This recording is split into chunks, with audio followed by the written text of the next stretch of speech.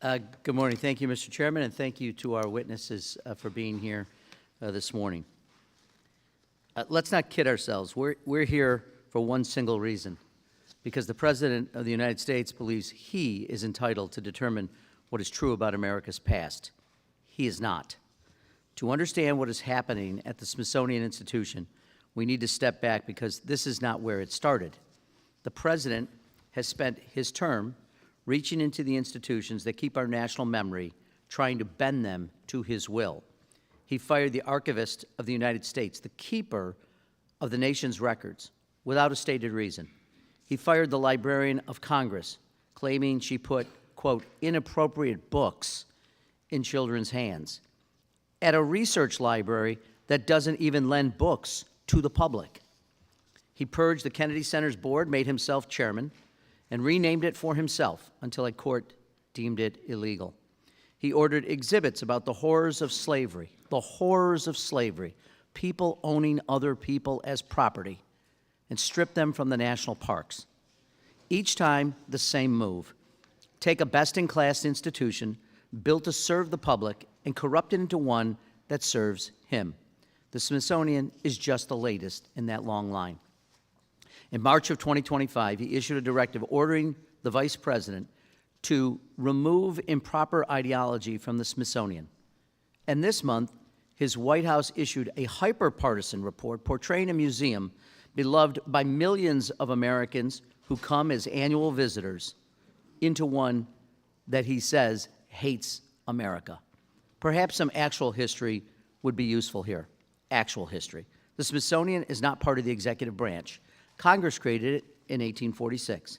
Its 17-member Board of Regents is chaired by the Chief Justice of the United States Supreme Court. The President can neither appoint nor remove a single regent. The Organization of American Historians called the report that the White House produced an effort to coerce the Smithsonian into telling an inaccurate story that fits the President's political agenda. They're absolutely right. When Orwell wrote, "Whoever controls the past controls the future," he meant it as a warning. The President took it as a mission statement. We have seen this before. The Soviet Union airbrushed, purged officials out of photographs until they vanished. The Tiananmen Square massacre appears nowhere in China's textbooks and is scrubbed from its internet. In Hungary, the recently ousted Viktor Orban, the man Vice President Vance called a model for the United States, dictated the history taught in its schools. And we don't need to look abroad. We don't even need to leave this room. This committee has developed a pattern. Donald Trump reaches a conclusion unmoored from reality. The majority concocts a record to match, and he uses that record as proof that Congress agreed. Take January 6th. Last Congress, this committee told the country the real wrongdoing wasn't the attack, it was the investigation. A month later, the President pardoned nearly 1,600 people, including those convicted of assaulting police officers. Today, the White House website cites this committee's report on a page blaming Capitol Police for the violence occurred during an effort to have an insurrection and stop the peaceful transfer of power in the United States. It's shocking. It's beyond shocking. Or take elections. This committee built a record on voter fraud that virtually does not exist, witnesses without evidence, findings without proof, which the President uses to undermine confidence in elections with claims that crumble each day in our courts. Which brings us to today. Once again, this committee is attempting to put the congressional stamp of approval on one man's manufactured grievances. In reality, the Smithsonian already has the safeguards the President claims to be imposing. A year ago, the Board of Regents reaffirmed the Smithsonian would remain, quote, free from political or partisan influence, end quote.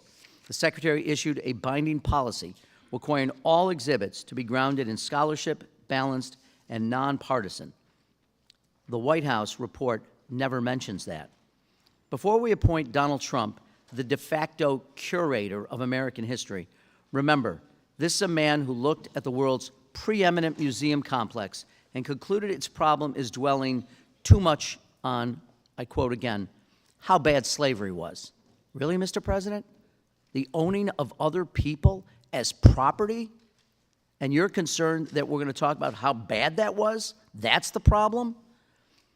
A president who still cannot admit that he lost the 2020 election. A president whose White House issued a self-contradictory report claiming the founders were erased from a museum displaying Jefferson's desk, Washington's uniform, and the Star-Spangled Banner. A report that condemns exhibits about people, I quote, foreign to the United States, then names those foreigners, Mexican Americans, Filipino Americans. In other words, Americans. The Smithsonian is where a free nation tells its full story, triumphs and struggles. This story belongs to no president. It does not need saving from the historians who tell it. It needs saving from the ignorant, ill-informed man on the other side of Pennsylvania Avenue. And with that, Mr. Chair, before I yield back, I would ask unanimous consent to enter the following into the record.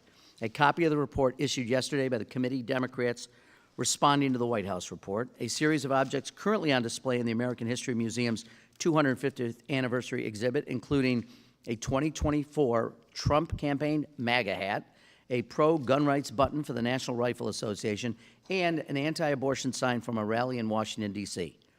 I'd also entered the record a photo from the American History Museum gift shop taken yesterday featuring various busts of President Trump and multiple books written by or about President Trump.